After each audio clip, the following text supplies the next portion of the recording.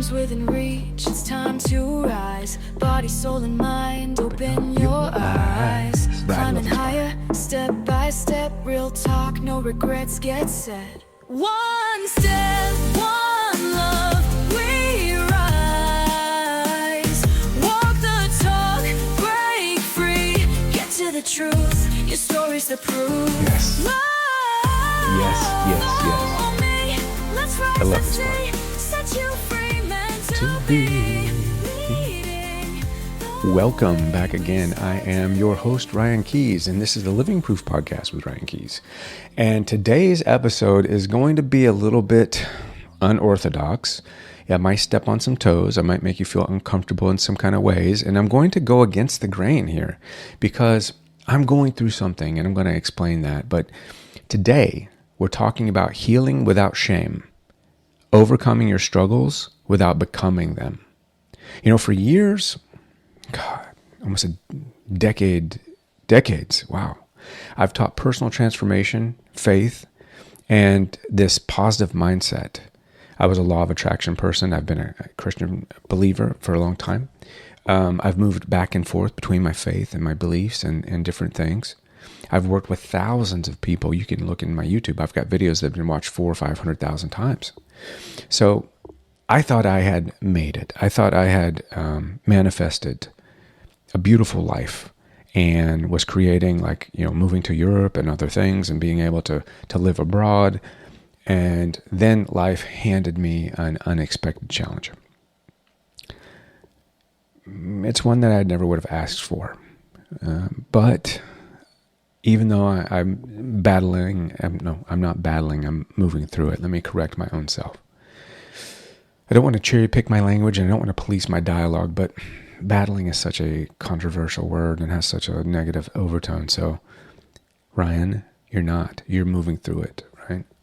So, one thing that is deep in my understanding on everything that I've been teaching is this neurological challenge, this Parkinson's / dystonia, and whatever else they want to jot down about the condition when I go to the neurologist. It has been a humbling experience, a very humbling experience. You see, because this time last year, I went from mentally knowing where I was fully, guiding others on their healing journey, to having to embody my own teachings in a whole new way. I would say that nothing tests your beliefs more than when you have to practice what you preach, when you have to put the pedal to the metal and you have to walk the talk. And that's what the Living Proof Podcast really is about. And this episode is really about navigating life's unexpected turns without getting stuck in that blame cycle, that self-blame, or being shamed or shaming yourself, or getting limited by these labels that we ultimately unconsciously identify with. It's about healing as a process, not as a destination. Because I've got news for myself and for you. Number one, you are not your diagnosis. You are not your anxiety. You are not your past. You are not your problem. Or you may be your problem, but we're moving through it very proactively. We're going to use common sense to cut out a lot of wasted time, trim the fat, move forward, and enact as quickly as possible a healing modality, a healing mindset. And, you are someone that's moving through an experience like myself. As you move through it, the key is not to become it, right? So in this episode, we're going to talk about honoring your healing without making the struggle your identity.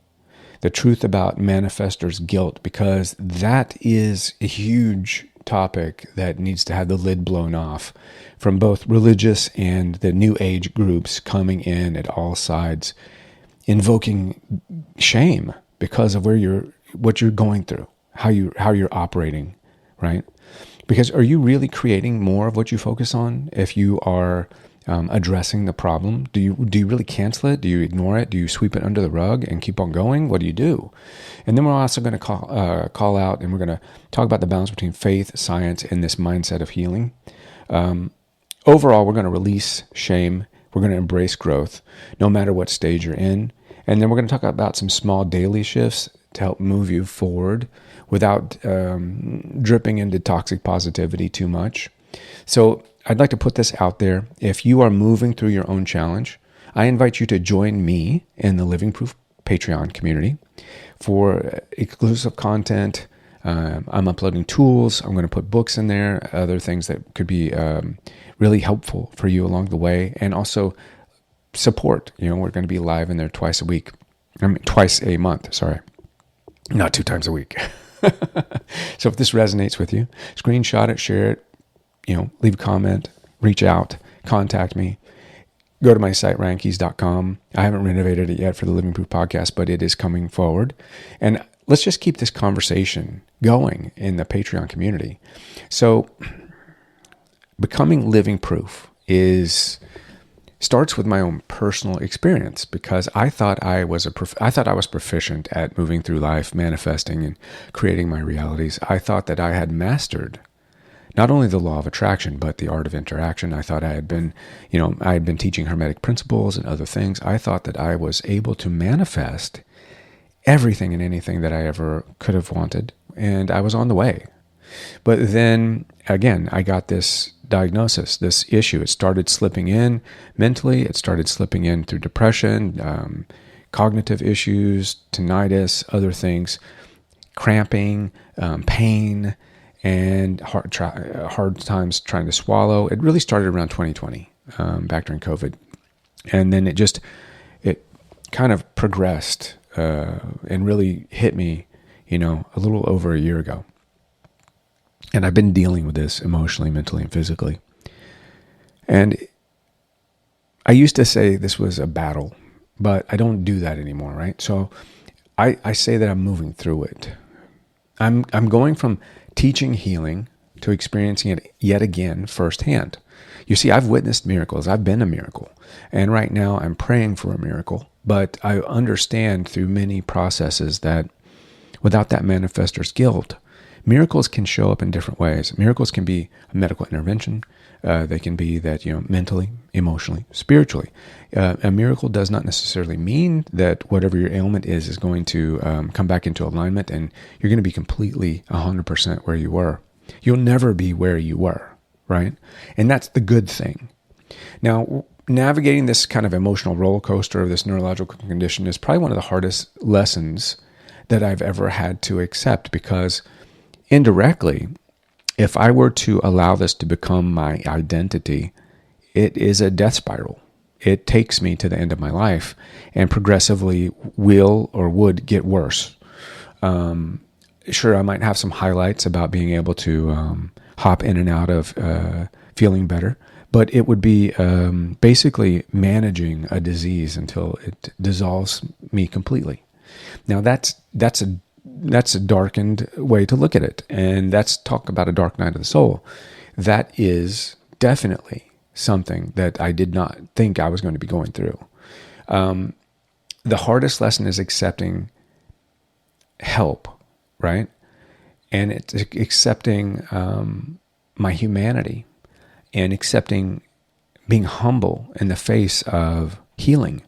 And it's also kind of correcting some of the things that I had taken for granted, and also some of the practices that I didn't realize were easier to preach than to put into play.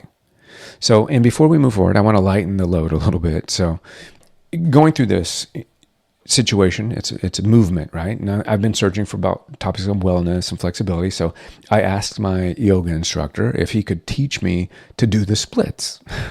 And he looked at me crazy and he said, well, how flexible you are. So, and I said, well, I can't make it on Tuesdays or Thursdays, but hey, bum. Get it? I set up the joke. That was the joke. You probably thought I was telling the real story, but that was the joke. I asked my yoga instructor if he could teach me how to do the splits. And he said, how flexible are you? And I said, I can't make it on Tuesdays or Thursdays. He meant, what's your stance like? I'm cracking myself up with these crazy kindergarten jokes. But hey, what do you do? So I think it's important as we go through this, we look at experiencing something versus identifying with that challenge. And again, we are on the fringe of manifestor's guilt, right? Because that is something that is very, very prevalent in the spiritual community, in this lock, stock, two smoke and barrel law of attraction kind of lifestyle. This Esther Hicks lifestyle. There is a definite dead end when it comes to what do I do with the feelings? What do I do with the fear? What do I do with these pre-programmed responses my body has when I feel threatened? So you're having an experience, right? You are not the experience. So for instance, I myself would say in this kind of situation, not identifying with my challenge, I have anxiety versus I'm an anxious person. I would say I'm experiencing a health challenge versus I am broken, right? I don't ever want to adopt something with that I am powerful phrase and put it on me as a billboard. I don't want to put that on me as a namesake, as a title, right? I am not Parkinson's.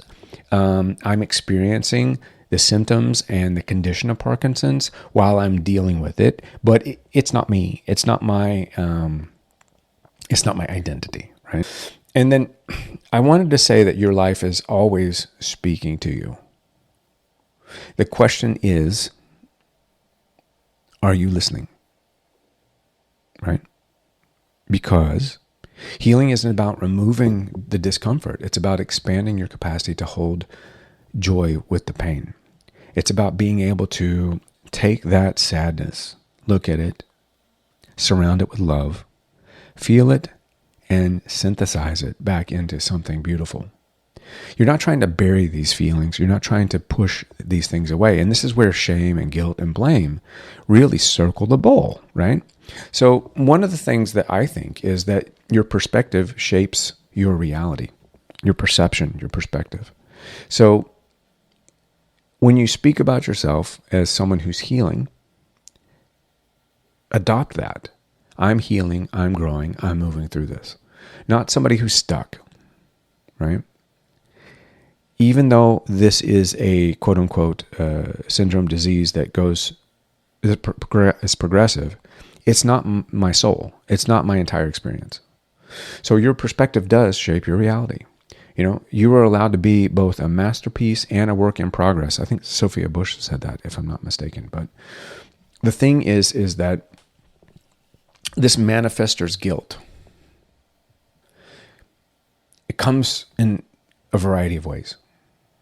It comes in, and a lot of teachings will say, what you focus on, you create. Thoughts create things. You've heard that. It's a real popular phrase. Neville Goddard talks about the wish fulfilled. Joe Dispenza talks about attaching to the final outcome, the last chapter first. Wayne Dyer said that. But does acknowledging pain attract more of it? If I say I'm in pain, I'm experiencing pain. Or for instance, I talked to my therapist, because I do have a therapist for this. And I said, some of my cohorts in the New Age community kind of would make me feel guilty if I associated with people that are going through the same thing, because it would keep that mindset activated and just continue to create that reality. And I said, what do you think about that? And she's a big Louise Hay fan, right? And she said, okay, Ryan, let's look at it like this. If you were able to create reality that strongly, would you have really created this? And if you knew that, would you not manifest your way out of it, unless there's something to learn from it? So obviously, you're wanting to learn through this. This is a transition. This is a time for change. You're moving from one aspect of your life to another, and this is the modality that your soul chose to enact. And she said, and then so, for instance, if you were to join a Parkinson's group, maybe they're hikers, maybe they're Parkinson's kickboxers. I don't know. Probably, I mean, it'd be a little tough to kick too much, but maybe they're Parkinson's painters and they paint squiggly lines. But if you join that, is there a chance that even though everybody's going through the same thing, that there's a positivity developed through the struggle, and that you might learn something from somebody? They might open your eyes as to something. And I was like, yeah, there totally is. So there's this, it goes back to, again, that Sophia Bush quote, you are allowed to be both a masterpiece and a work in progress, right? So if what you focus on, you create. Focus is an interesting conundrum. What I don't focus on that I'm still feeling, I'm faking. If I don't answer those feelings, if I don't meet those feelings with truth and honesty and compassion and grace and get through them, learn how to transmute those feelings like alchemy. If I don't learn to do something with them other than sweep them under the rug, ignore them, or fake it till I make it, or move forward to that wish fulfilled, it has to be authentic. It has to be a legitimate shift. I have to be able to truly see and feel myself on the other side of, say, Saturday or next Tuesday or 6 months from now or a year from now. I have to really, truly be able to connect with that person. And if I'm not connecting with the person I am now as well, can I really connect with a vision of myself in the future if I'm ignoring something about myself? Because then there is this this falsity that appears. So it's a fine line to deal with the current awareness and not allow it to become an obsession, because you're breaking the shame cycle, right? It's okay to not acknowledge the reality, but then you want to heal through acceptance, not avoidance. You don't have to fake positivity, but you want to take that negativity, you want to take that knowledge of whatever you're going through, and you want to love it. You want to convert it. You don't want to worship it. You don't want to walk with it down the road, but you want to say, hey, you know what? Yes, I'm experiencing more pain than I've ever had before. I'm experiencing more frustration than I've ever had before. Why? And is this true? Right? I want to stop it. I want to question it, and then I want to reshape it. Right? You've all heard of Byron Katie and the work. Begin to stimulate curiosity. Arouse curiosity in yourself, because balance is the key, and curiosity is a great lever or leverage to bring balance back to reality. So acknowledge those needs while holding a vision for something better, right? Now I want to hit you with a joke. Why did the Scarecrow become a successful motivational speaker?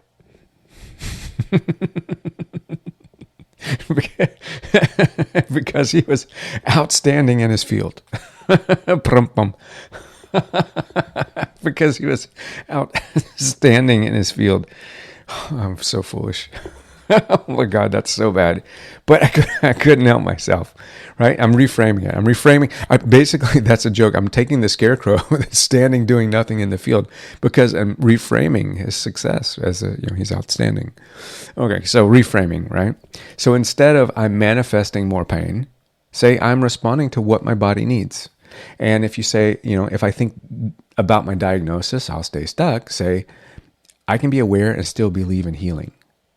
Yes, I'm aware that what I'm going through is Parkinson's, is dystonia, is, God forbid, Hutchinson's. I understand that what I'm going through is going to take a lot of energy, a lot of attention, and most importantly, it's going to give me a chance to practice what I've preached for so long to the highest level, right? So you're not failing at manifestation because you're struggling. Healing in who you are, it's about trust. It's not about control. So when you're targeting your future version, when you're tracking yourself down the road, you're not trying to control your outcome.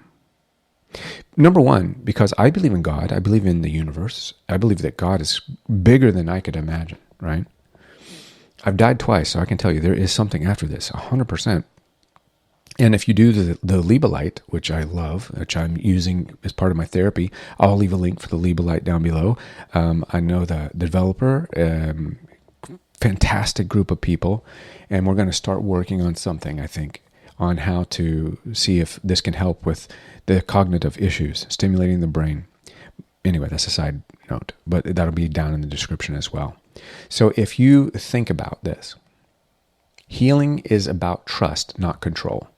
So if I'm tracking, like Joe Dispenza says, if I'm becoming what I want, if my thoughts create a new reality, I'm connecting to the thought, to the feeling, to the wish fulfilled. I have to trust myself right now. I have to trust in my knowledge. I have to trust in my abilities, my grounding to get there, first off. And then not everything is in your control. It never has been, even if you're a manifester. A lot of things come in that are out of your control. So be prepared and actually be receptive for surprises. I could be magically healed. Got a friend that was healed magically. Jesus healed them. So fantastic. That can happen, and I'm open to that. And I'm hoping. I'm not only open, but I'm hoping, right? Open and hoping for that outcome. Because I believe that I can be surprised. God's going to surprise me with some amazing things coming down the pike.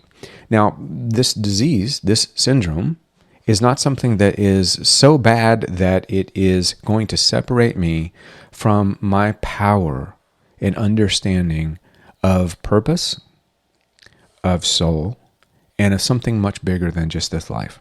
It's not going to separate me from that. That is my key. That is the core being. And I'm going to take that and I'm going to connect it to the version of myself that feels healed, that feels like a success, that feels happy, that feels whole, that is maneuvered through this disorder and created something beautiful from it. So, for instance, there's this quote. It says, "Let it be easy, let it be messy, and let it be real," right? And then I want to think that there is this, if you hear anything chewing in the background, that's my dog, Bodhisattva. He is my service dog and service animal. He's chewing his bone, so I apologize. But he's doing his thing. When I'm podcasting, he loves to make noise and do crazy stuff in the background, so it makes for a challenging time. So let's talk about holding the vision and honoring who you are through the course of this so that we don't get stuck in this manifestor's guilt. I'd say the core message of this is you don't have to choose between faith and healing and acknowledging the struggle. You're doing both, right?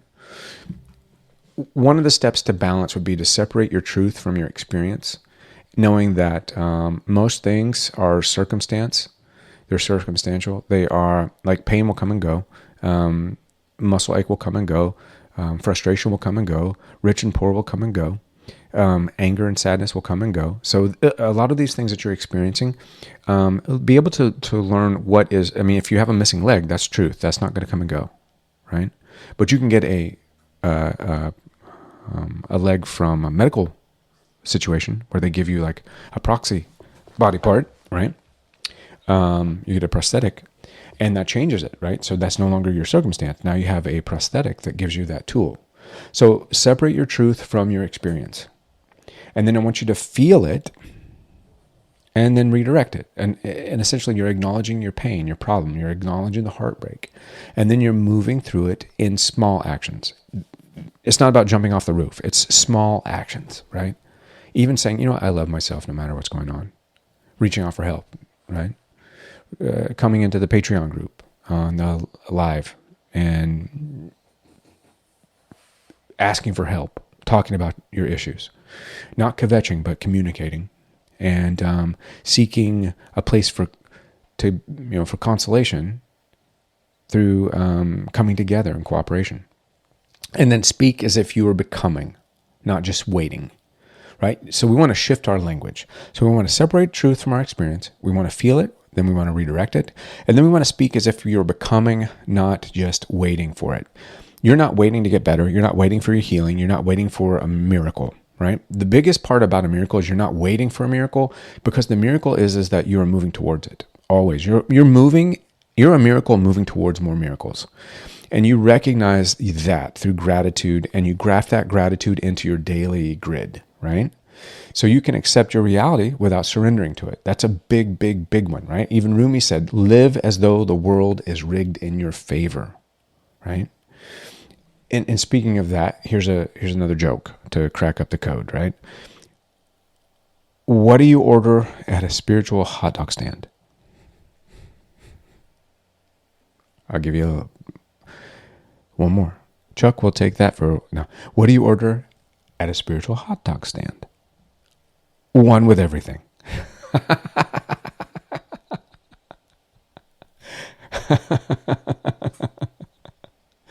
See, there you go. So now that we're one with everything, and we're talking about small aligned actions, basically healing emotion, and knowing that healing happens one small shift at a time. Again, in the course of that shifting, right, we talked about like separate your truth, feel it, and then redirect it, and then speak as if. So one of the things you can do to shift that energy in that redirection is to move your body. 5 minutes a day helps to clear stagnant energy. Have you ever had, when you were a kid and you used to make chocolate milk? Maybe you didn't. Maybe you do. Maybe I don't know. Maybe you made chocolate soy milk. I don't know. Cacao, soy milk, whatever your flavor. But when I was a kid, I used to use Nestle Quick, total poison in a bottle. But I would put it in the milk and I would stir it with my spoon. And it'd get all chocolatey, and then I'd drink it for a little bit, and then all the chocolate would start to settle at the bottom, and then I'd drink it, and the milk would taste like watered down chocolate. And then I would like stir it again and be all better. So that 5 minute stretch, or that 5 minute walk, that 5 minute mental stretch even, helps to clear stagnant energy. So that's one of the 3 small steps in shifting your energy, shifting that redirection. The other is practice future gratitude. Now, gratitude, like Wayne Dyer said, thank you, is so important. But practicing future gratitude, do you do that? I didn't. And I've been doing this for so long, I can hardly I'm like, wait, what? Why wasn't I doing that? Practicing future gratitude. Thank you for my restored health. That's one of the prime ways to connect to that reality with real, earnest, honest feelings and love. And you bring that and draw that future back to yourself. Talk about wish fulfilled, right? And then visualize your healed self. Spend at least 2 minutes a day feeling fully empowered. Now, it doesn't mean that your leg grows back miraculously. It doesn't mean that the person that broke your heart comes back in with a bouquet of flowers. It doesn't mean that horrible boss that fired you calls you back and says, I need you. It doesn't mean that I stop shaking and breaking. But what it does mean is that I'm envisioning myself fully empowered, fully functional, fully aware, full, whole, happy with who I became, happy with where I'm at, and running, walking, enjoying life, doing something that has value, deep value across mind, body, and soul. So basically, healing is a daily choice, and those small steps that I just gave you, those 3, they add up. And what do they do? It's like William James said, act as if what you do makes a difference. It does. So these little 3 steps to redirect in the course of that connecting to the future self, and avoiding that manifestor's guilt is like what William James said. Act as if what you do makes a difference, because it does. Now, do we want one more joke? Yes, we want more. Let's one more joke. One more joke. Come on, Ryan. Ryan, could you tell us one more joke? Yes, I can. I can definitely tell you one more joke. I went to a spiritual healer last night. He was so bad, even the guy in the wheelchair got up and walked out.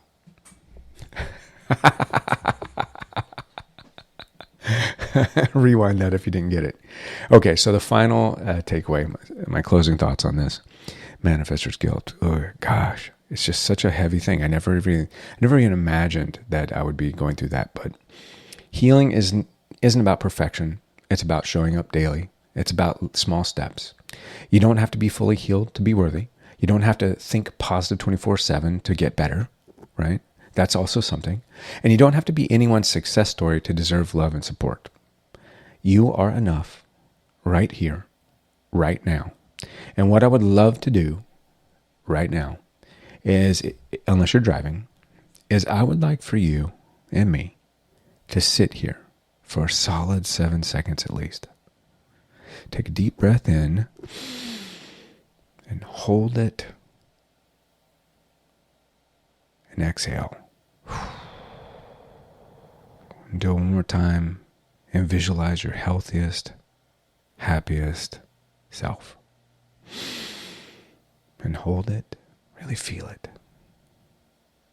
and then exhale. And as soon as you did that, that version of you exists. And I'd like you to remind yourself of that. So open your eyes if you had them closed and just kind of carry this energy forward. This is just a quick little snippet of moving into that. So keep in mind, so your next steps from here, if you need it, go to the link below, join the Living Proof Patreon community. There's multiple tiers. Wherever you want to belong is up to you. Everybody gets the same benefit, whether it's from $5 to $55. It is one and done. It's up to you what you want to donate to this cause, to this community as I bring forward this message. And then share this. Get the biggest takeaway, share it on your social media. Tag me, please, if you can, so I can give you a shout out and say thank you. Leave a comment down below, subscribe, like, and leave a review. Subscribe, share, and just plant that seed. Send a message to the universe. I agree with Ryan. I don't want manifestor's guilt. I'm going through something. I've helped a lot of people, but now I had to pull back a little bit. I'm not canceling people. I'm not abandoning people, but I had to pull back and I got to work on myself a little bit, just like Ryan's doing. But I'm working on enhancing my flow, balancing my personal story, taking those steps, and I'm going to incorporate a couple of jokes. Right? So in that case, I'm sending you a lot of love, and we're going to close out with a song, and I will see you all shortly. Once again, this is me, Ryan Keys, your host for the Living Proof Podcast, and we may even be coming out with Living Proof product reviews. Products that have helped me or that could help you in different areas, especially if you're dealing with disabilities. I don't know, I'm tossing that around in my head. I keep having dreams of that, right? And if you need anything, you know where to find me. I do work with individuals. Not as many, not as much, so it's fewer. And then I'm developing and I'm writing my 5-minute miracle. It's not about manifesting a miracle that's specific. It's about becoming a miracle by 5 minutes a day, moving forward for 30 days. So peace, light, and love. I'll see you all soon. And have a beautiful evening, afternoon, wherever you are in the world. Once again, this is Ryan Keys with the Living Proof Podcast, and I will see you beautiful people later. Dreams within reach, it's time to rise. Body, soul, and mind, open your eyes. Climbing higher, step by step. Real talk, no regrets get set. One step, one love, we rise. Walk the talk, break free. Get to the truth, your story's the proof. Love